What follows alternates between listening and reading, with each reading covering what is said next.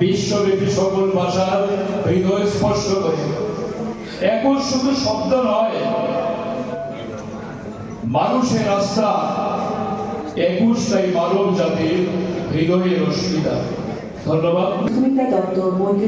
আমরা আজকে মৈত্রী সংসদ, প্রকাশনা মঞ্চ এবং আজকের ভাষা, এই তিনটা সাহিত্য সংগঠনের পক্ষ থেকে খোয়াইতে 21শে ফেব্রুয়ারির আন্তর্জাতিক ভাষা দিবসকে সামনে রেখে আজ 22শে ফেব্রুয়ারি রবিবার আমরা এই খোয়াই স্বপনপুরীতে আমরা ভাষা দিবস পালন করতে যাচ্ছি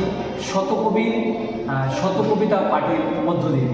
তো আমরা যে ভাষা শহীদ তাদেরকে আমরা স্মরণ করি, কারণ প্রত্যেকেরই মাতৃভাষা যুদ্ধের সমান এবং প্রত্যেকের মাতৃভাষার উন্নতি যদি হয় তার সামাজিক এবং সাংস্কৃতিক সব দিকেই উন্নতি হয়। সেই জিনিসটাকে ব্যক্ত রেখে আমরা প্রতি বছর ছোট করে করি, এবার তিনটা সংস্থা খোয়াইতে বড় করে এই অনুষ্ঠান করতে যাচ্ছি। আর তার সঙ্গে বলি, আজকের ভাষা 2001 সালে 21শে ফেব্রুয়ারি প্রথম আমরা এই সাহিত্য গোষ্ঠীর সৃষ্টি হয়েছিল। সেই মোতাবেক এখন রজত জয়ন্তী বর্ষ মানে 25 বছর পূর্ণ হলো।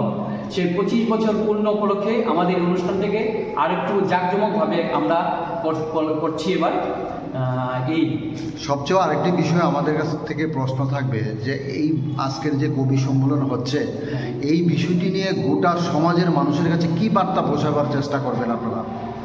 আমরা একটাই বার্তা দিতে চাই, বিশেষ করে আমরা আমাদের খোয়াই সাংস্কৃতিক শহর, সংস্কৃতির এখানে নাটকের জন্মভূমি বলা যায় এবং শিক্ষা দীক্ষায় সব দিকেই কবি সাহিত্যিক বা গান বাজনা সব কিছুতেই খোয়াই ত্রিপুরার মধ্যে একটা ভালো ভূমিকা পালন করে।